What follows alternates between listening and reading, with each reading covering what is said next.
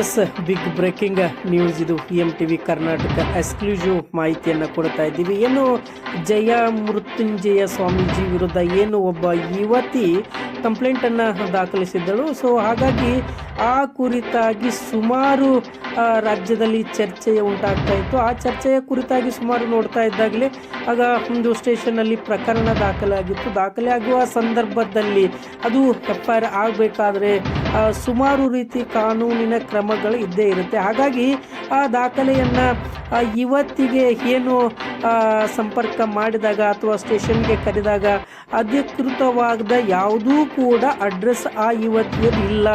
ಜೊತೆಗೆ ಯಾವುದೇ ರೀತಿಯಾದಂಥ ಫೋನ್ ಸಂಪರ್ಕಕ್ಕೂ ಕೂಡ ಸಿಗ್ತಾ ಇಲ್ಲ ಅನ್ನುವ ಏನು ಆ ಬಿಜಾಪುರ ಪೊಲೀಸ್ ಇಲಾಖೆಗೆ PMTV ಕರ್ನಾಟಕಕ್ಕೆ ತಿಳಿಸಿರುವಂಥದ್ದು. ಸೊ ಈಗಾಗಲೇ ನೋಡ್ತಾ ಇರುವಂಥದ್ದು ನಾವು ನೇರವಾಗಿ ದೃಶ್ಯದಲ್ಲಿ ತೋರಿಸ್ತದ್ದು. ಅದೇ ಮತ್ತೆ ರಿಟರ್ನ್ ಕಂಪ್ಲೇಂಟ್ ಅಂದರೆ ಜಯ ಮೃತ್ಯುಂಜಯ ಸ್ವಾಮೀಜಿ ಅವರು ಕೂಡ ಏನು ಯುವತಿಯ ಮೇಲೆ ಹನಿ ಟ್ರ್ಯಾಪ್ ಕೇಸನ್ನು ಮಾಡಿರುವಂಥದ್ದನ್ನು ಕೂಡ ಇಲ್ಲಿ ಕಂಡು ಬರ್ತಾ ಇದ್ದು ನಾವು ಈಗ ದೃಶ್ಯದಲ್ಲಿ ತೋರಿಸ್ತಾ ಇದ್ದೀವಿ.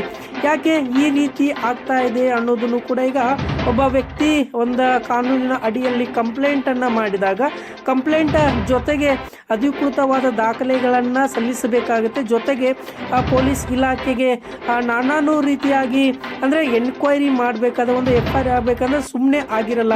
ಆ FIR ಅನ್ನು ದಾಖಲಿಸ್ಕೋಬೇಕಾದ್ರೆ ಸಹಿ ಇರುತ್ತೆ ಅಥವಾ ಏನೇನೋ ದಾಖಲಾತಿಗಳನ್ನು ನೀಡಬೇಕಾಗುತ್ತೆ, ಆಧಾರ್ ಕಾರ್ಡ್ಗಳನ್ನು ನೀಡಬೇಕಾಗುತ್ತೆ. ಆದರೆ ಈ ಯುವತಿ ಬರೇ ಕಂಪ್ಲೇಂಟನ್ನು ನೀಡಿ ಎಲ್ಲಿ ಫರಾರಿ ಆಗಿರುವಂಥ ವಿಚಾರನೂ ಕೂಡ ಕಂಡು ಬರ್ತದೆ. ಯಾಕೆಂದರೆ ಯಾವುದೇ ರೀತಿಯಾದಂಥ ಸಂಪರ್ಕದಲ್ಲಿ ಸಿಗ್ತಾ ಇಲ್ಲ ಈ ಯುವತಿ ಅಂದಾಗ ಸೊ ಏನು ಆಗ್ತಿದೆ ಅನ್ನೋದನ್ನು ಕೂಡ ನಾವು ನೋಡಬೇಕಾಗತ್ತೆ. ಎಲ್ಲರೂ ಕಂಪ್ಲೇಂಟ್ ಕೊಟ್ಟು ಆ ಕಾನೂನಿನ ಅಡಿಯಲ್ಲಿ ನ್ಯಾಯ ಕೇಳಿದ್ರೆ, ಆದರೆ ಈ ಯುವತಿ ಏನು ಆ ಕಾನೂನಿನ ಅಡಿಯಲ್ಲಿ ನ್ಯಾಯ ಕೇಳಿ ಸಂಪರ್ಕಕ್ಕೆ ಸಿಗದೇ ರೀತಿ ಹೋಗ್ತಾ ಇದ್ದಾರೆ ಅಂದಾಗ ಇದು ಒಂದು ಬೇಕಂತನ ಆಗಿರುವ ಕೃತ್ಯನ ಅಥವಾ ಆ ಯುವತಿಗೇನಾದರೂ ಬೆದರಿಕೆ ಕರೆಗಳ ಬಂದಿದೆಯಾ ಅಥವಾ ಏನಾಗಿದೆ ಅನ್ನೋದನ್ನು ಕೂಡ ಇಲ್ಲಿ ಕಾದು ನೋಡಬೇಕಾಗಿರುವಂಥದ್ದು. ಆದರೆ ವಾಪಸ್ ಇಲ್ಲಿ ಜಯ ಮೃತ್ಯುಂಜಯ ಸ್ವಾಮೀಜಿ ಅವರು ಏನು ಮರು ಕಂಪ್ಲೇಂಟನ್ನು ಕೊಟ್ಟಿದ್ದಾರೆ ಅಂದರೆ ಹನಿ ಟ್ರ್ಯಾಪ್ ಅಂತ ಕೊಟ್ಟಿದ್ದಾರೆ. ಆದರೆ ದಾಖಲಾತಿಗಳು ಇದ್ದಿದ್ರೆ ಅಥವಾ ಏನಾದರೂ ತೊಂದರೆಗಳು ಇದ್ದಿದ್ರೆ ಕೋರ್ಟಿಗೆ ಸಬ್ಮಿಟ್ ಮಾಡಬೇಕಾಗಿತ್ತು. ಆದರೆ ಈ ರೀತಿಯಾಗಿ